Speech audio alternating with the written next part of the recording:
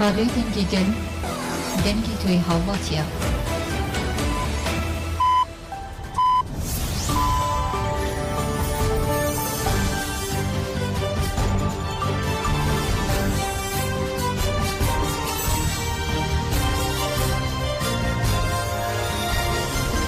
کاتتان باش بیسەرانی هێرجە لە ناوەندی هەواڵەکانی رادیۆ دەنگیگەل کەشتی هەواڵەکانی ئەمڕۆ سێشەمبە 3 ئەیلولی 2024 با یارمەتی هاوکارانم پێشکەش دەکەم. کەسوکاری زیندانیان لە چالاکیەکانی دەنگ بە ئازادی بدا لە مێرسین و ئێزمیر پەیامی لە ئیمراڵی هیچ یاسایەک نییە پێداگیری لە گۆشەگیری واتە پێداگیری لەسەر شەڕیاندا. چالاکیەکە لە شاری مێرسین لە بەردەم زیندانی کەمپی تارسۆس بەڕێوەچوو. ئەندامان و بەڕێوبەرانی دەم پارتی لە مێرسین و ناوچەکان و دایکانی ئاشتی و ئەندامانی پارلەمانی دەم پارتی مێرسین و جەماوەرێکی زۆر لە کەسوکاری زیندانیان بەشداریان لە چالاکیەکەدا کرد. لە میانی چالاکیەکەدا چالاکوانان پێشبەندی گۆشەگیری تاوانە دژ بە مرۆڤایەتیان لە بەرکرد بوو لە بەردەم دروشمی زیندانیانی سیاسی کەرامەتمان و بژی بەرخۆدانی زیندانیان وتەوە.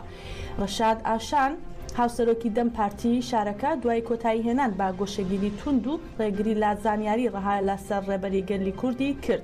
ئاشان ئاماژەی بەوەش کرد پێداگیری لە گۆشەگیری باواتای پێداگیری لەسەر شەڕە و لە درێژەی قسەکانیدا جەختی کردەوە.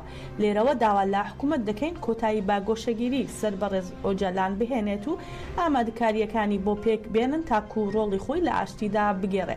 هەروەها پارلەمانتار عەلی بۆزان لە چالاکیەکەدا ئاماژەی بەوەدا با یاسا لە زیندانی ئیمراڵی جێبەجێ بکرێت. داوا لە حکوومەتی ئاکەپا مەهەپە دەکەین ئەو یاسایە جێبەجێ بکات. درێژە با تێکۆشانمان دەدەین هەتا لا دوورگەی ئیمراڵی یاسا دەچێتە بواری جێبەجێکردنەوە. جێئاماژەیە بە هەمان مەبەست و داواکاری لا ئێزمیر لالایەن کۆمەڵی پشتیوانی و هاوکاری بۆ بنەماڵی زیندانیان بزوتنەوەی ژنانی ئازاد تەژە ئەو نوێنەرانی پارتی هەرێما دیموکراتیکەکان دەبەپا لە ناوچەی ئەگەیە چالاکیان بەڕێوە بردو داوای هەڵگرتنی گۆشەگیری ئیمراڵیان کرد و وتیان بۆ ئاشتیەکی کۆمەڵایەتی با دەنگ بە ئازادی بدەین.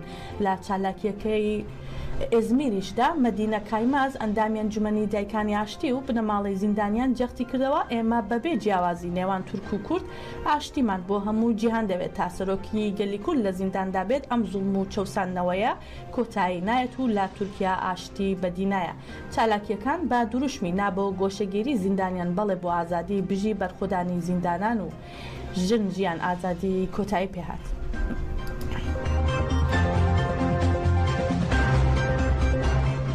دوێنێ ئێوارە تا درەنگانی شەو فڕۆکە جەنگیەکانی دەوڵەتی داگیرکەری تورک با چڕی گوندی کوێرەکانی لە هەرێمی ماوەتی بردومان کرد.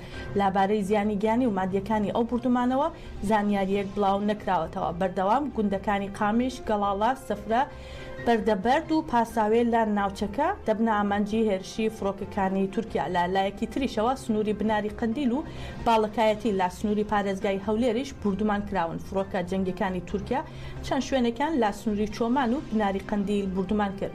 با پێیزانیاریەکان کەمێک پێش ئێستا چەند شوێنێکی دۆڵی باڵەیان و بناری قندیل و ناحی قەسرێ لە سنووری قەزای چۆمان بردومان کراون. هەروەک هەر یەکە لە چیای کۆخا لە ناحی قەسرێ و چیای حەساری سەکران و چیای شێخ ناسر لە ناوچەی باڵەکایەتی و سنووری چەند گوندێکی دیکەش بردومان کراون. هەروەها دەنگی فڕۆکە جەنگیەکانی تورکیا لە ئاسمانی سنوورەکە دەبیسترێت. بەو هۆیەشەوە ئاگر لە پوش و پاوان و ژینگەی دەفەرەکە کەوتوێتەوە.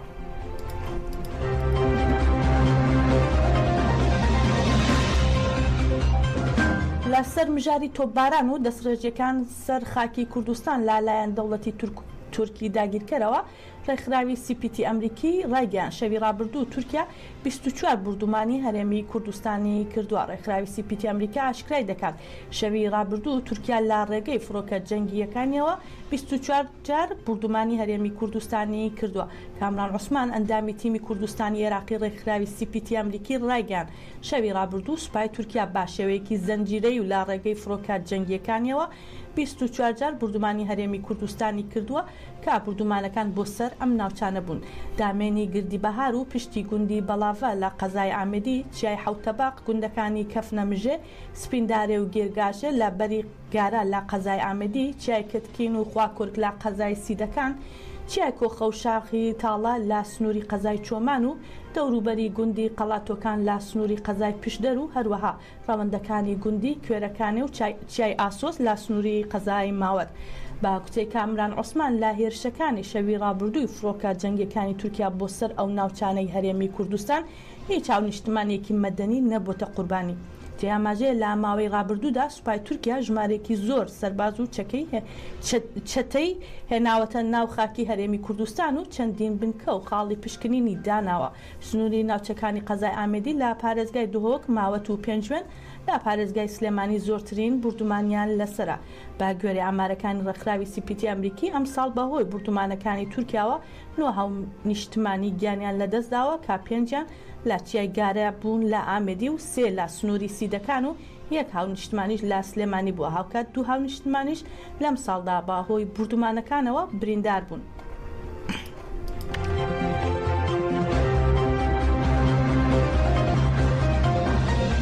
دەوڵەتی تورک لا چوارچێوەی هێرشا داگیرکاریەکانی بۆ سەرباشووری کوردستان با هاوکاری پەدەکە هەزاران سەرباز و ئەندامی گروپە چەتەکانی سووریا و چەتەکانی داعشی هێناوەتە ناوخاکی باشووری کوردستان و با گوێرەی گرتە دیمەنێک کە بڵاو بووەتەوە چەندین چەتە و داعش لە ناوچەی بارزان جێگیر کراون. با گوێرەی سەرچاوە هەرێمیەکان ئەو چەتە و سەربازانەی کە دەوڵەتی تورک هێناویێتە ناو باشووری کوردستانەوە لە ناوچەی بارزان جێگیر کراون و ڕۆژانە دەچنە ناو خەڵکەوە. جیاماژەیە لە 7 تەموزی ئەم ساڵەوە سعدی پیرا و تەبێژی یەکێتی نیشتمانی کوردستانی یەنەکە لە کۆنگرێکی ڕۆژنامەوانیدا ئاشکرای کرد کە زیاتر لە 300 چەتەی داعش لەلایەن دەوڵەتی داگیرکەری تورکەوە هێنراونەتە هەرێمی بەرواری باڵا و جێگیر کراون.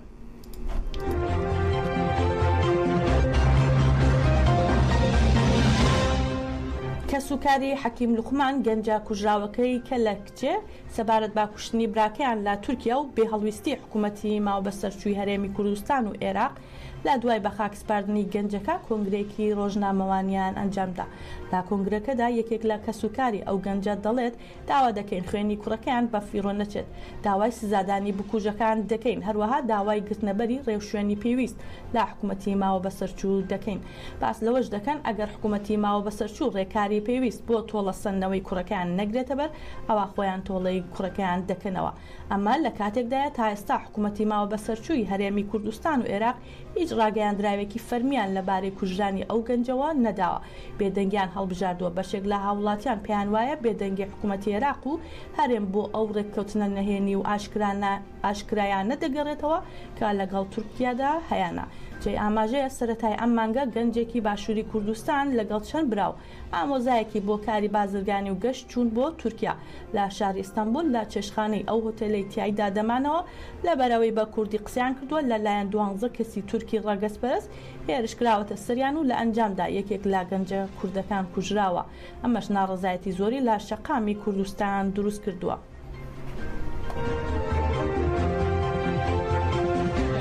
هزاران ترک بەتانکەر لەناو کوردستان بە فلات دەسوڕێنەوە.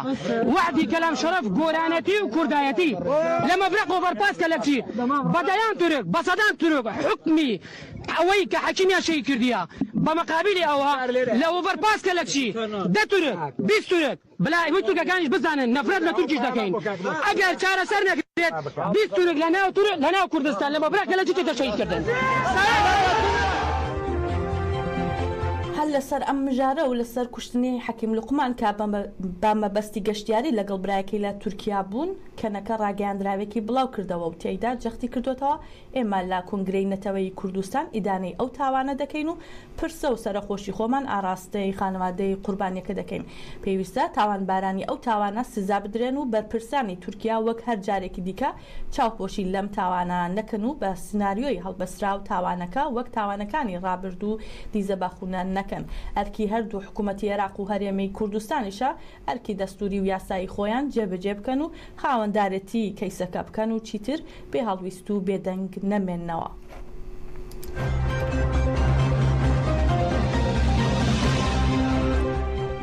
پەرلەمانی عێراق دانیشتنی یاسایی خۆی ئەنجام دەدات و با پێی خشتەکەی کارنامەی کۆبوونەوەکە ئەمڕۆ خوێندنەوەی دووەم بۆ هەمواری یاسای باریکەسی دەکرێت.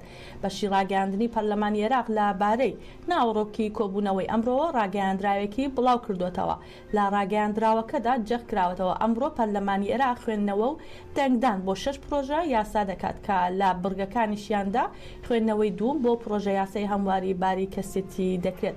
هەر لە کۆبوونەوەکەی ئەمڕۆدا خوێندنەوەی یەکەم بۆ تەواوکردنی پرۆژە یاسای پاراستنی ئازادی بیرروڕا دەکرێت. هەروەها خوێندنەوەی یەکەم بۆ تەواوکردنی پرۆژە یاسای فڕۆکەوانی مەدەنی دەکرێت.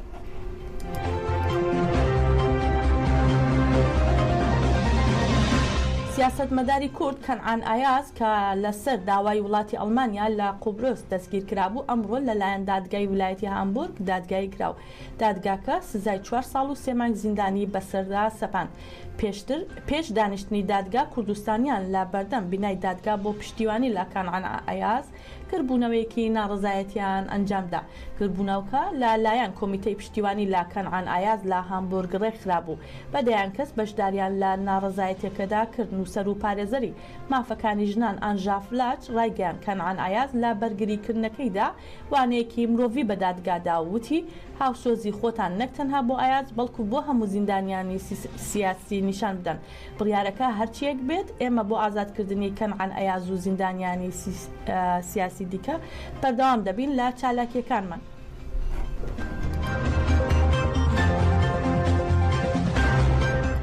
بنەماڵەی ڕۆژنامەنووس گولستان تارا کە لە 23 ئاب لە شاری سلێمانی لە هەرێمی فیدراڵی باشووری کوردستان با فڕۆکەی بێفڕۆکەوانی دەوڵەتی تورکی داگیرکار بە هاوکاری پەدەکات لەگەڵ ژنێکی ڕۆژنامەنووسی تر بە ناوی هێرۆ بەهادین شەهید بوون.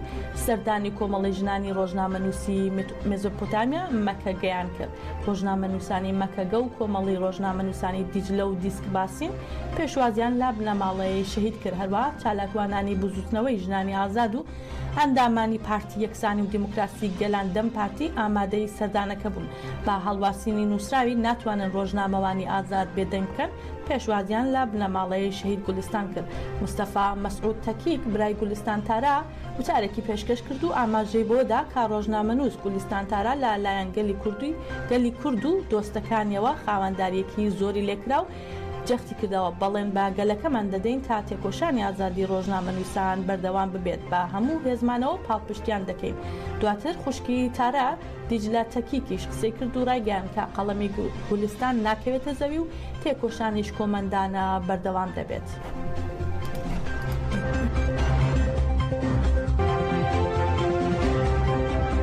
بڕیار ڕەشید ئەندامی پەرلەمانی عێراق سەبارەت بە کۆبوونەوەی لەگەڵ حەیان عەبدولغەنی وەزیری نەوتی عێراق و ناردنی نەوت و بەنزین بۆ هەرێمی کوردستان هەناردەکردنی نەوتی ڕۆژانەی هەرێم بۆ میدیان ئەخۆیەکان دەدوێت. بڕیار ڕەشید ڕایگەیاند لەگەڵ حەیان عەبدولغەنی وەزیری نەوتی عێراقی کۆبوومەتەوە دەربارەی چەند پرسێکی گرنگ و پەیوەندیدار بە نەوت و بەنزین لە هەرێمی کوردستان گفتوگۆمان کردووە. داوام کرد بڕی نەوتی سپی پێویست و بەنزین با نرخی پاڵپشتکراو بۆ پارێزگاکانی هەرێمی کوردستان دابین بکرێت و وەزیری نەوتیش بەڵێنی داوە هەردوو داواکاریەکە بگەێنێتە ئەنجومەنی وەزیران و داکۆکی لێ بکات. ئەوەشی خستە ڕوو بڕیار ڕەشید کە وەزارەتی سامانە سروشتیەکانی هەرێم ڕۆژانە 286,000 بەرمیل نەوت بەرهەم دەهێنێت کە پێویست بوو ڕۆژانە تەنیا 46,000 بەرمیل نەوت بەرهەم بهێنێت بۆ پێداویستی ناوخۆ. بەڵام هەرێم پابەندی ئەم ڕێککەوتنە نەبووە و ئەوەش گرفتی لا نێوان وەزارەتی نەوتی عێراق و ڕێکخراوی ئۆپێک دروست کردووە و ئاماژەی بەوەش کردووە وەزیری نەوت ڕایگەیاندووە ڕێکخراوی ئۆپێک زیاد لە 3 جار لا بەرهەمهێنانی نەوت ئاگاداری کردوێتەوە ئەو بڕا زیادەی هەرێم بەرهەمی دەهێنێت کێشەی بۆ حکوومەتی عێراق دروست کردووە کە تا ئێستا کێشەکانی وەزارەتی نەوتی عێراق و سامانە سروشتیەکانی هەرێم چارەسەر نەبوون.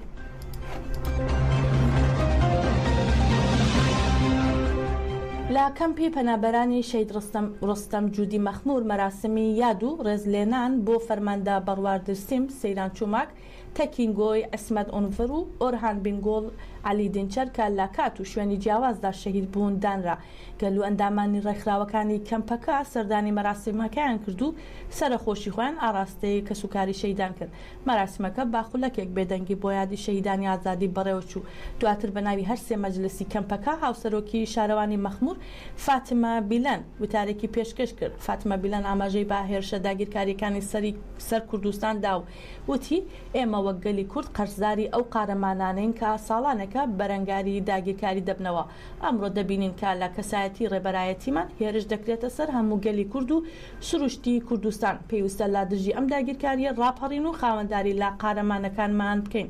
بە ناوی هەرسێ بنەماڵی شەهیدەوە بوار ئەنڤەر ئامۆزای شەهید تەکینگۆی وتی تا کۆتایی ڕێگای شەهیدانمان بەرنادەین و درێژە بە تێکۆشانمان دەدەین.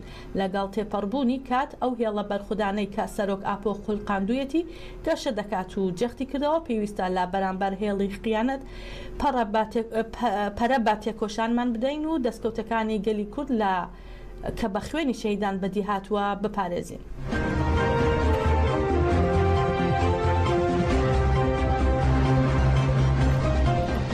سزای لە سێدارەدانی سابیر جەمالی بەندکراوی خەڵکی کەنگاوەری کرماشان لە ڕۆژهەڵاتی کوردستان کا پێشتر با تۆمەتی کوشتنی بە ئەنقاست سزای قەساسی نەفسی واتە لە سێدارەدانی بۆ دەرچوو بوو لە زیندانی ناوەندی هەمەدان جێبەجێکراوە. بە پێی زانیاریەکان کە بە تۆڕی مافەکانی مرۆڤی کوردستان گەیشتووە ئەم زیندانیە 29 ساڵیەتی و نزیکەی 5 ساڵ لەمەوە پێش بە تۆمەتی کوشتنی بە ئەنقاست دەست بەسەر کرابوو.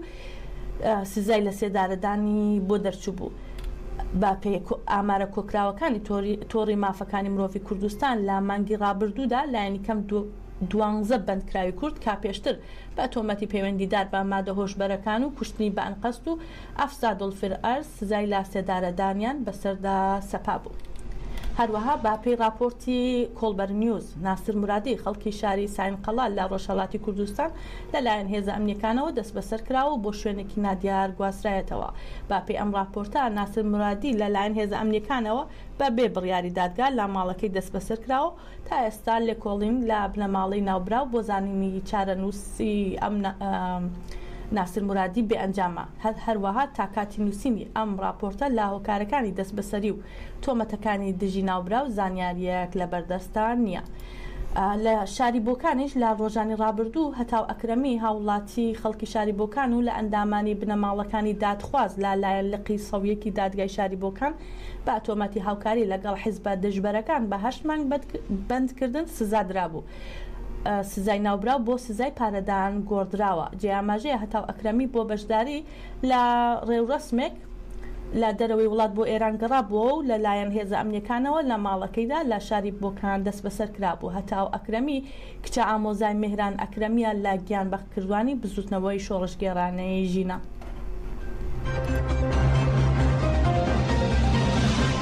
هەواڵەکانمان پێشکەش کردن هەر شاد بن.